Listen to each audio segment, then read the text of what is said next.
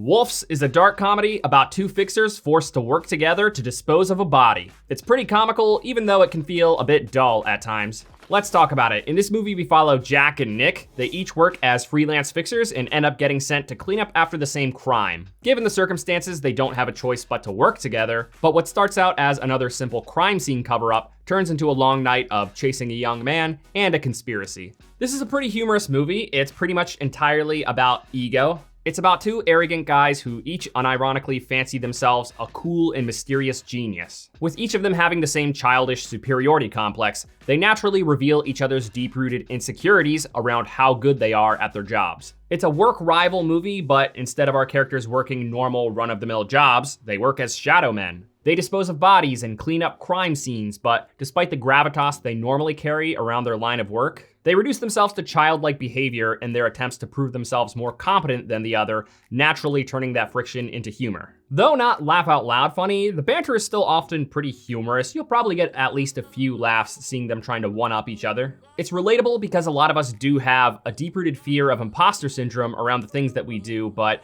it's much funnier seeing two self-assured 60-year-old men show clear symptoms of it. Their age also seems to be a point of insecurity for them. Despite both of these actors looking very good for being in their 60s, their age naturally puts a limit on their physical capabilities. The star power is admittedly a big contributor to this film. Two unknowns just wouldn't have made it nearly as entertaining. I'm not saying that the movie is pretentious for hinging on star power, because the movie would still work with two unknowns. It just wouldn't hit the same. I will certainly never complain about getting a Brad Pitt and George Clooney team up, because the two of them just have a wonderful on-screen dynamic. I really wouldn't mind getting a movie from them two every few years. Despite their characters telling us a lot about them through their insecurities, we don't really get to know much about them beyond their work. This might sound like a shortcoming, but honestly, it makes a lot of sense for us to be left in the dark about who they are beyond that. It's one of those few circumstances where it actually makes sense to keep the character depth to a minimum, because we get enough just from their harsh character dynamic alone. Despite the tone of this movie being pretty dark, the comedic undertone sends a clear message about the plot.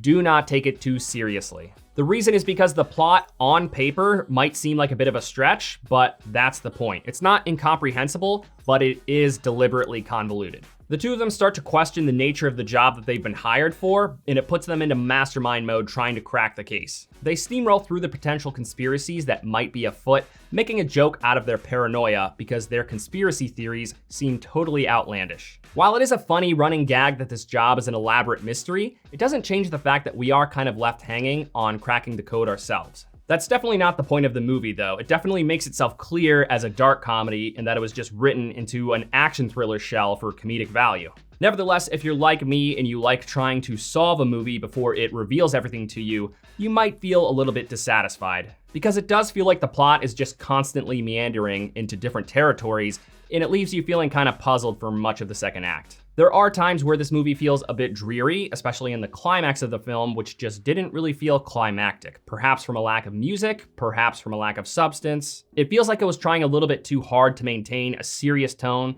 that it was afraid that the comedic undertone would overpower it and make the ending just feel too silly. It's good that the humor wasn't too outlandish, because the serious tone is what made a lot of the humor work, but there are ways that they could have spiced it up a little bit. So this is definitely a movie that you want to approach with the expectation that it's just light and silly, because it's by no means big or epic. It's one that I think most of you will come out of thinking, Brad Pitt and George Clooney were fun.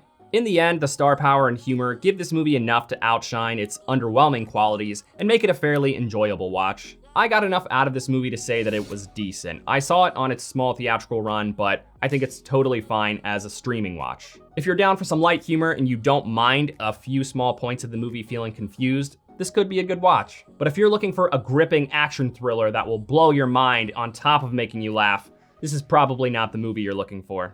Thank you for watching this review. If it brought you any value at all, please give it a like. It really does help the channel grow. I'll see you next week with my review of Megalopolis.